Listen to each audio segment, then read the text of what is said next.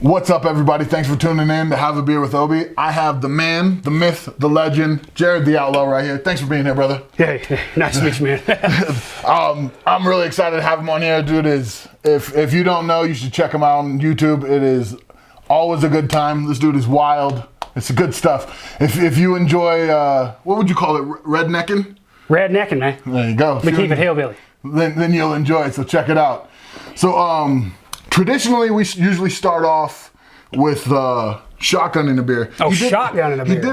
He offered to do all whiskey, which you don't get more redneck than that. Yeah, we got a little bit back here. I mean, just a little bit. But if you want to start with the beer, I'm good with that, man. Let's do that. Let's get this very country knife right here we got. Yeah. That's Fat Boy's knife, yeah.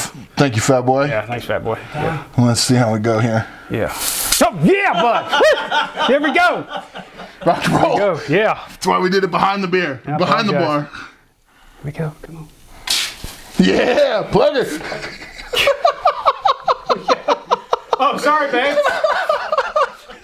All right, you ready? Yeah, ready? Cheers, brother. Oh, I did the wrong way. Yep, you're ready. Cheers. Oh, dude, oh!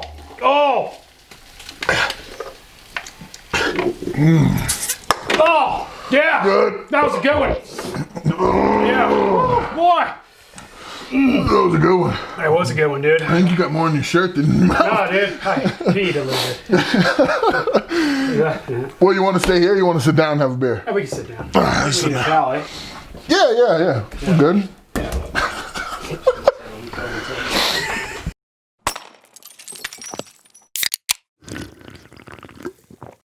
Normally with this, I try and get like an insight to the man behind the curtain, you know, like the Wizard of Oz style. And The shower curtain or just the... well, that's later. After I get you liquored up, then, you know, that's really the whole reason I came. Yeah. But that aside, I'm used to big guys like this. but that aside,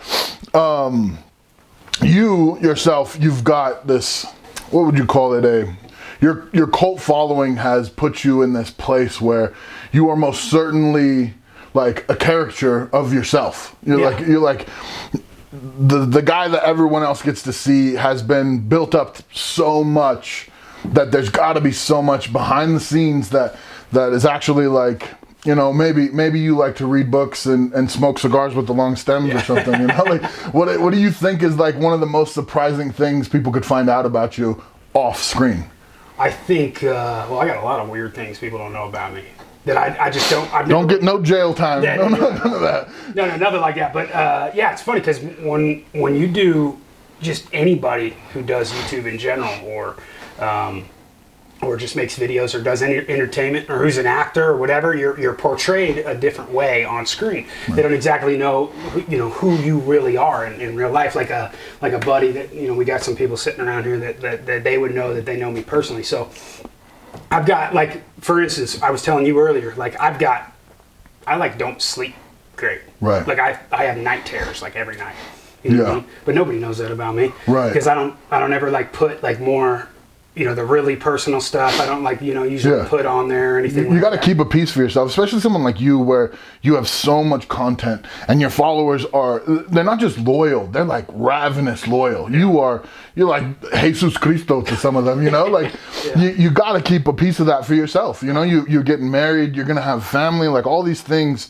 If there's not a piece that's like a slice of the pie that they don't get, right, then I think you'd end up being crazy. Yeah. I think it's good every once in a while to let people know, like when people kind of start, because, you know, when you're a YouTuber, when you're an entertainer per se, going and doing just like, you know, when you know how it is, you just content. Right. Nobody really knows who you are. They just kind of see you as a host. Right. You know? So I think with having that cult following, I guess you could say, where there's been people riding with me for over 10 years, right, because I was very personable in the beginning. So a lot of people do know a lot about me. They feel like your friend, honestly. For most part, I've looked through the comments. These people, they don't feel like they're viewing you. They feel like they're hanging out. Yeah, exactly. Yeah, it's like I'll go to Walmart or something like that, and then it's just like, hey, what's up, man? It's like we're just buddies or something. Right. You know? I mean, and I think a lot of that comes from the fact that you do.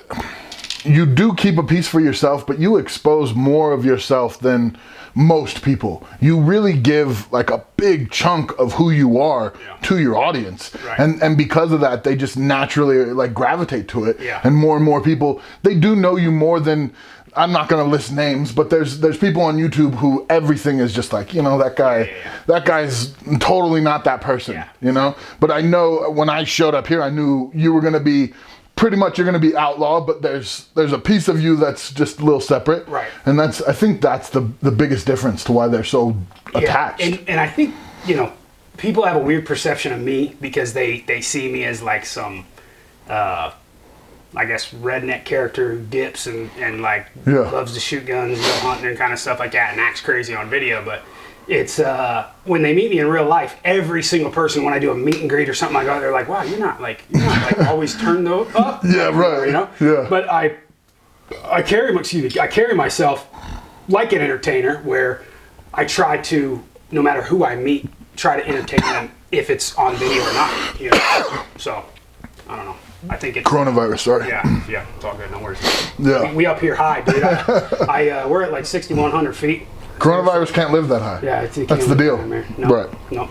Some people in Denver would say otherwise. Yeah. Anyways, how you liking it up here, by the way? I love it, man. It's definitely an elevation change. I could feel my whole my childhood. We bounced around a lot. My parents were hippies and they were gypsies, so we traveled everywhere. But a good portion of my life, I lived below sea level in Santa Cruz, California. Oh, yeah. So you just get used to that thick, easy air. Yep. Coming up here, I've been working out and doing my training, and it's like, you were running after me, trying to get me up earlier, and you were gassing pretty quick. 10 yards, I was like, it's not really worth it. I am too, man. It's hard to get used to it up here, but like when it's funny having like people come up here. You've been up here before, but like people that have never come to Colorado before, then they get up here and they're like, how do you live here? Yeah. How do you like? My aunt will come every year, dude. She gets altitude sickness every year. It's crazy. Yeah. It's nuts. Well, it's rough. I mean, I think overall it ends up making you healthier. Drink Budweiser, it'll help. It does. So when we met, we went and did a video with Granger Smith, and if you guys haven't seen it, go check out Holler. It is my 4-year-old son's favorite video of all time. He watches it over and over and over, and he's like, "Daddy, these are your friends," and he's so excited. And I almost don't want him to see it because, like we were talking about right before we turned on the camera, I got a concussion. Like two. I got 2 concussions, and I had blood gushing from my head. I was all messed up, and I wanted to know, like, first off, first impressions that day, like when we were all hanging out, what was it like? And then, did I say anything weird? Because I went back and talked to a few people. I said some weird stuff to like Matt Best. Yeah. I was going off on him like, you never served our like going off. This guy's like decorated, like done everything he could for this country. Yeah. And I don't know if I was being serious, I was messing around, but I don't remember the conversation. All I remember is you were like taking dips like crazy on my watermelon. Yeah. Like, God, I love it. It tastes so good, man. And then you like messaged me the next day, and you're probably still concussed. And you're just like, hey, man, can you save me some of this shit? Yeah, I remember it tasted good because like I chew, but I always chew like just straight tobacco flavored. I don't do any other. All that other stuff never really caught my eye. Yeah. But then when I did try your watermelon, I was like, whoa, like this is a different flavor. It's nice. It's good. We did watermelon because everybody always talks about like a flavor of dip, because I've been dipping for a long time. That's kind of how I made my start. It was just being in the tobacco business and making videos for those companies and stuff like that. So when I was messing around with all these companies and stuff, I was like, ain't nobody ever done a watermelon flavor. Everybody always wants it. Right. So I ended up making that first, and we killed it, I think. But that seems to be most people's favorite, is the watermelon. They don't want to tell you. No. Like, oh, what are you I don't chew that breast milk. That's my line. Yeah, I would. Yeah. No, doing those videos and stuff, that's got to be a fine line. You're dancing with the YouTube rules and with everything else that's going on. I mean, I'm sure you do too. We have lots of friends who one day they're making a ton of money, the next day they're not. And so what was that like, dancing that line? I call it the adpocalypse that happened about 2 years ago. And it was kind of when they changed all the community guidelines to suit advertisers more. because some stuff happened on the back end, like ads showed up on like an ISIS video or something like Oh, that. wow. And then they pulled everything because they were like, oh, we can't let this happen anymore. So when that happened, especially with me, where I was at in my state was kind of, I'm doing a lot of stuff on tobacco and products like that because that's what business I was in. And so I was kind of entertaining in that space. And that just dropped. I mean, I had videos taken down that have been up for 6-7 years. And, oh, wow. And taken down, and videos with 10 million views and all this crap. And it hit me pretty hard when it first went down. But I think it's important because a lot of people, like Demo, Demolition Ranch, he's got a lot of gun videos and stuff like that. You got to change a little bit with the times. You're not going to stay around forever if you don't change with the times. Right. So they're a private company; they can do whatever they want. I got hit pretty dang hard. Like I could have lost my channel. I started another channel and then started building that up because I wanted a little bit of a backup. Right. So in my mind, I'm like, well, I want to do this forever because I love doing what I do. So I wanted to make sure I took the right steps to keep working and following the rules as best as I can, right. Without pissing anybody off and still making everybody money. But the money portion of it definitely just kind of went away for a couple months. Right. Luckily, I have other businesses that I do other than that, because if I didn't, it gets. That's what I tell everybody too. Like when they ask for YouTube advice, I say, do something other than YouTube. Build your platform, then build something off your platform, because you never know how long this is going to be. Right. And people's attention spans are like this. Right. So you think you're cool. I think I'm cool all the time, right? But shut up.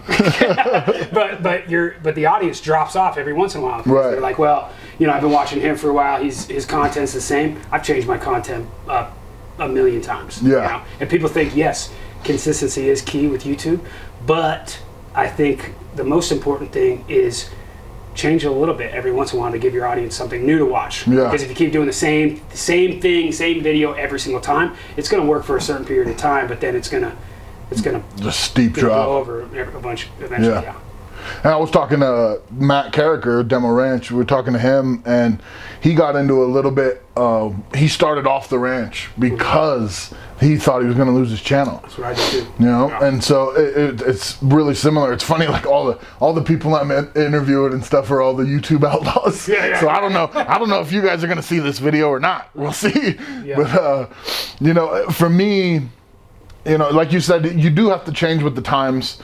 But for me, I feel like, we all have our place in this universe. We all have this voice inside us that's like, you got to do this thing, you got to be this person, and whatever that is, it's important to have people like you guys. Yeah. It's important to have somebody who's out there having fun, showing like, whatever your idea of these people is, it doesn't necessarily have to fit in that box. You're, like you said, people expect you to be this high-wired redneck who's always that way. Mm-hmm. And it's important for you to come out there and show them, like, no, there's humans that don't fit in this little square, and I may be outside here, and you may think that I'm actually this person all the time. Yeah. But I think it's good for everybody in society to realize that, even people who do things that they don't quite understand are still good people. Whether they're blowing stuff up or they're chewing and being crazy, like whatever your thing is. Yeah.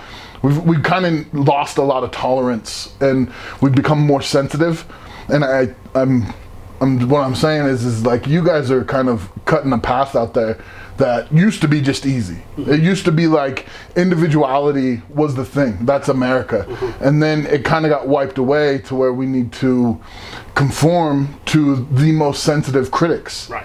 And so, I think it's awesome what you do, and I appreciate it, and I'm sure your people do. Yeah, I appreciate that. Well, I think it's just important to cliche, stay true to who you are.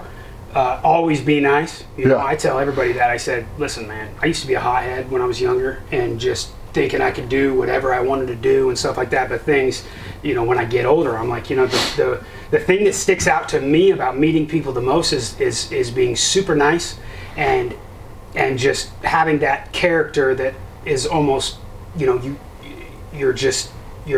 what's the word? You're affectionate or giving. Affectionate, It's that affectionate vibe that you put off that make people, it's not a lot of people now that post content to get big is very dramatic. It's political. It's it's stuff that I've never done because I don't want to be known to be a dude that's over here, or a dude that's over here, and going against this and trying to start a war with people. The only thing I want to do is make people laugh and create good entertainment for people. Right. That's me staying in my lane. Yeah. You know what I mean?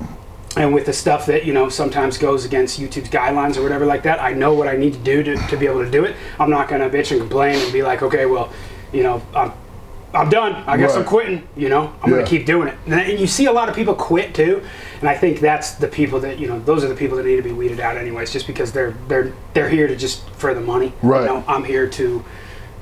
I don't have any other satisfaction than just making people laugh and entertaining people in the best way possible, and having fun, meeting up with you, just filming what we filmed today, doing that kind of stuff. I love those type of experiences. Yeah. For me, it's all about life experiences. Right. So if I'm hanging with the strongest man in the friggin' world, I want to go lift some heavy or something, Totally. If I'm hanging out with freaking Cameron Haynes, in Oregon, shooting bows and lift, run, shoot, whatever. Yeah. I want to experience it, Mm-hmm. So and we were talking about earlier, people getting out of their shell, kind of like there's you see kids coming up nowadays, they don't have any personality or whatever. And they're used to the internet life. Yeah.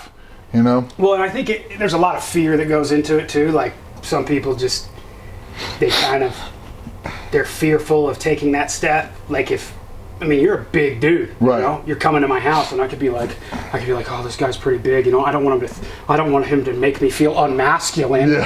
Yeah. Right. I still got muscles, guys. Yeah. Right. It's, you got to have fun with it, and just if there's something that you want to do, go out, do it. Don't care what people think. Yeah. You know what I mean? Like I tell people that when they want to start a channel or when they want to, do entertainment, just do what you want to do. People are attached to you and your character rather than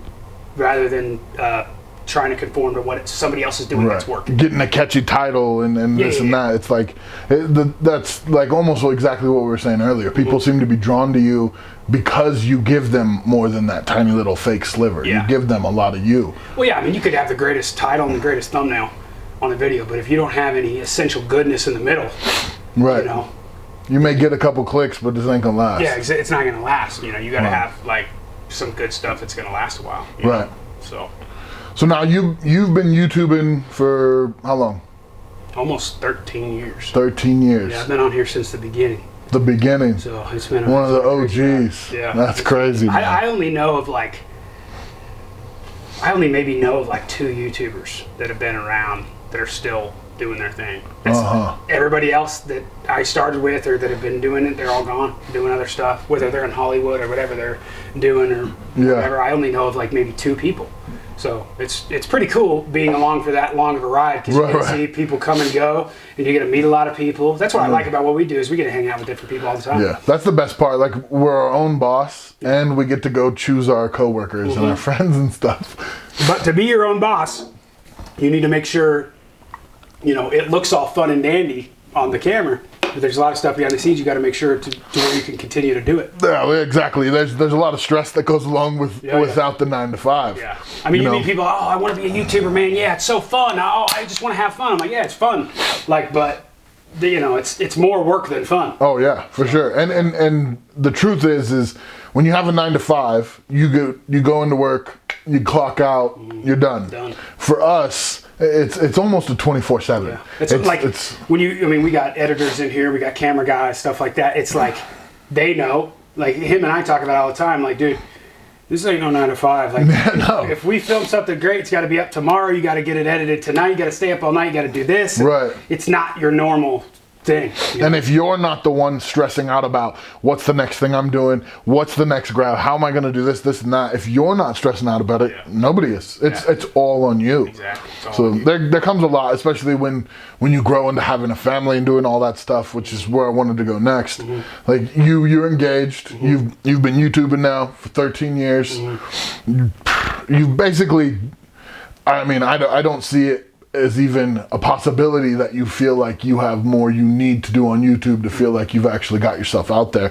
But at this point, do you feel like there's something that's on the table? Like, are you are you satisfied with how you've grown and who you become now, or does it feel like you still have this itch? Of course, you still want to keep making content. You love making people laugh, but is there like that nagging inside your stomach, like I'm not doing enough, or I'm not doing this and that? Is that? Oh yeah, I mean, I'm like the least laziest person you could see. I'm just like, I'm always just go. But the issue I have with that is I'm so like ADD in the brain where I have so many. I was just talking with them two today, and they're just looking at me like, "How are you going to do all that?" I don't know what you're talking about, because I have so many ideas, and I'm trying to do this and manufacture this, and okay, I want to do this, and this is all stuff just off of YouTube. Right. And when I'm talking about YouTube, I'm like, okay, well, I've got this channel, I've got this channel, I've got this channel. I want to do this on this channel and this channel. Every day, I want to upload on all of them, And it's like, whoa, how are we going to do all that? Yeah. So it's. I always have that feeling of I need to do more.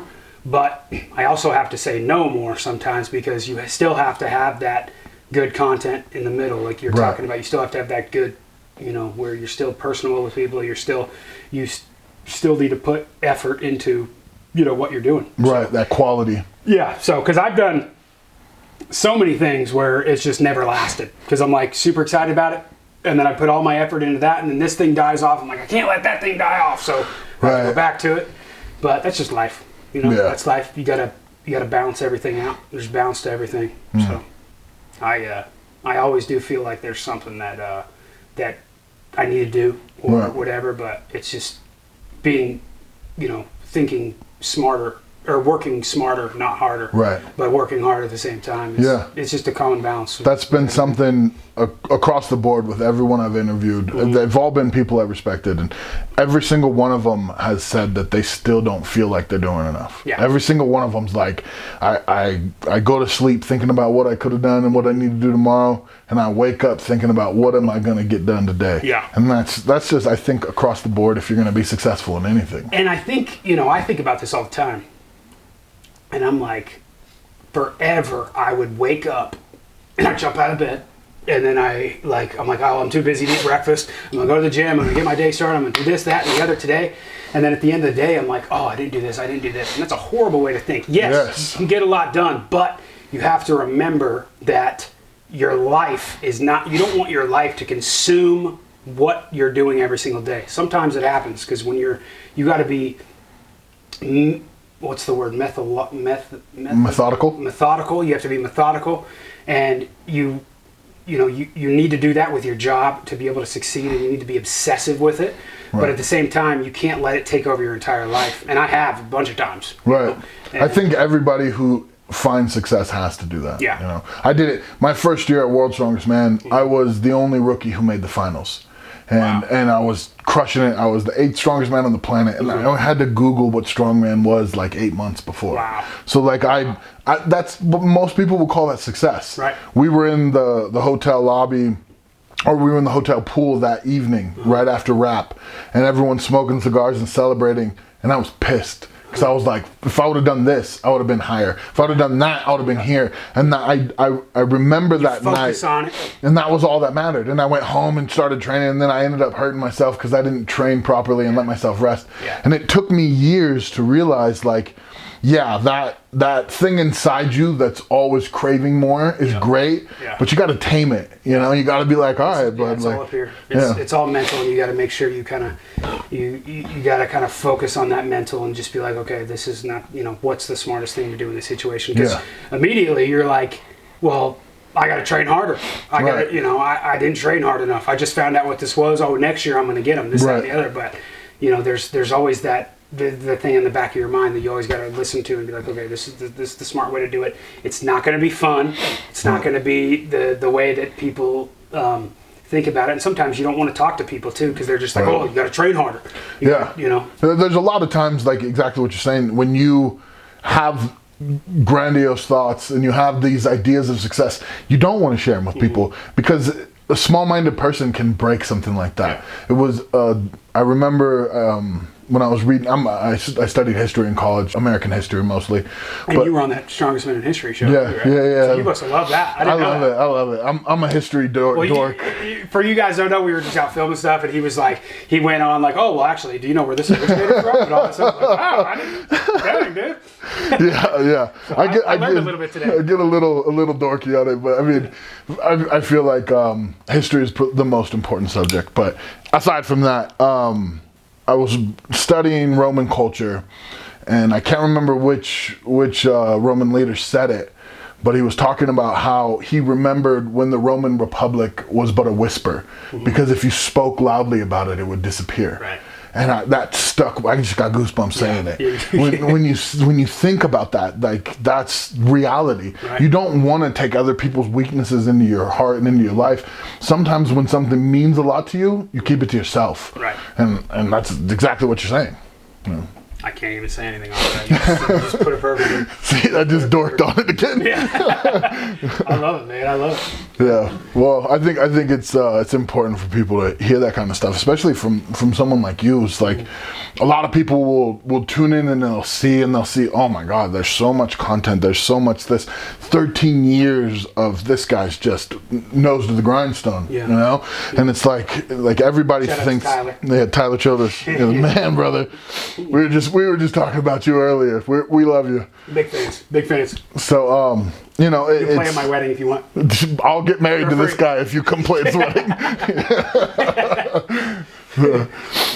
With everything that you've done now, do you feel like you're gonna keep making YouTube content forever? Is it gonna be an always thing? Are you planning on starting a family? What's the next Outlaw that people don't really know much about, like your future coming? I think I always do something with YouTube or whatever platform is around, because there could be a platform that comes out that competes with YouTube at any point. I think I'll always kind of do that. I was big into acting and stuff when I was younger, and I still have done some things. We made a movie a couple of years ago. Right. So, Dip Run, right?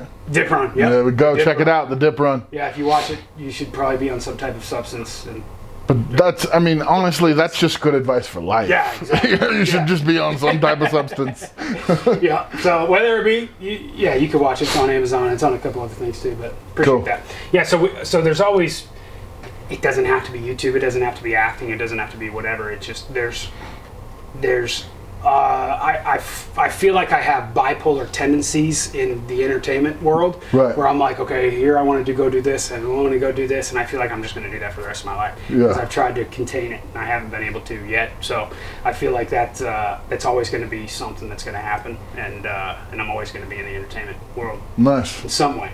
Well, for the people who are in need of your content, I'm sure that's like a good thing to hear. Yeah. I wanted to try this here. Like we said, we said earlier, I tried the watermelon flavor when we were filming with Granger, and so this is Ramblin' Root Beer. Ramblin' Root Beer in it.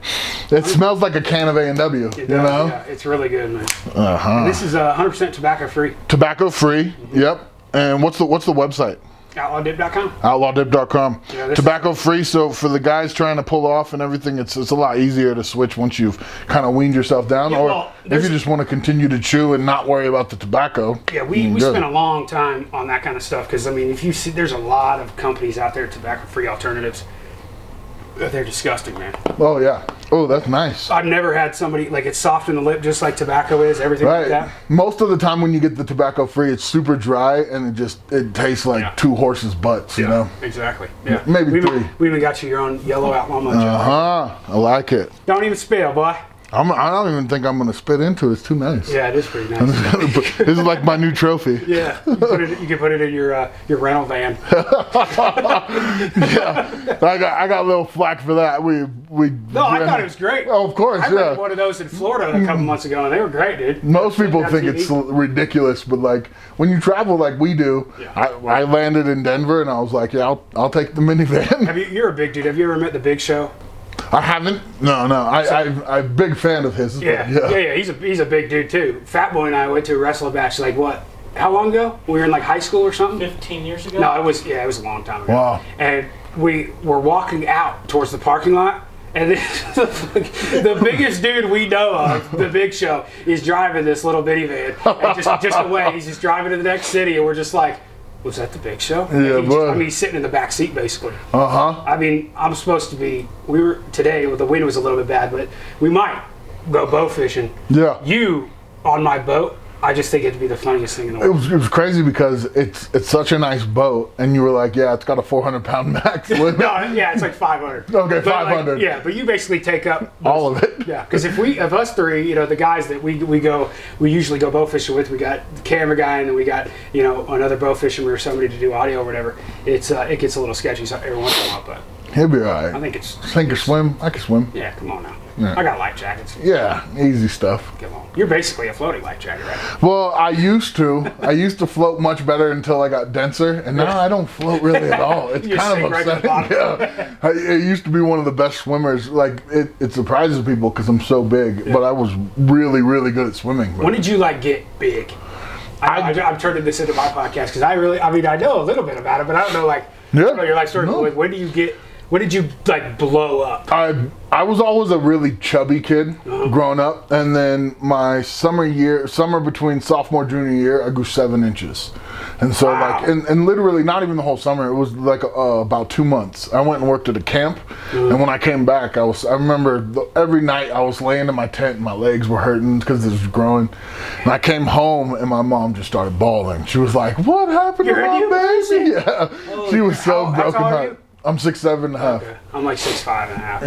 Yeah. You're 350? Yeah. About Yeah. 350. 350. Yeah. With these boots on, I'm about your size. Yeah. But we don't need to stand up for the camera. No worries. I mean, well, you could tell. See? Yeah. I need a phone book. We can't show the phone book. Yeah, man. You like the bar? I do. We got it a little Awesome. dirty, but Honestly, these are all classic Jim Beam bottles you said from the 50s and 60s. 60s, 70s. They're these are like the original Jim Beam bottles, the Beam's Choice. That every single year they would come out with a new bottle. So we got genie bottles and bottles with mirrors and white-tailed deer and old Western-looking ones and stuff. So we've cracked. Some of them were already cracked. Most of them are sealed. But we tried a little bit of it, but just flies came out. Oh yeah. Oh man. So, but hey. Well, I mean, those are on display. All the good stuff's up here. Yep. So. It looks good too, man. I mean, the whole setup's cool. I figured we were drinking with Obi. We gotta do it at the bar. Heck yeah. Well, we appreciate you having us. I'm gonna crack this one too. Yeah.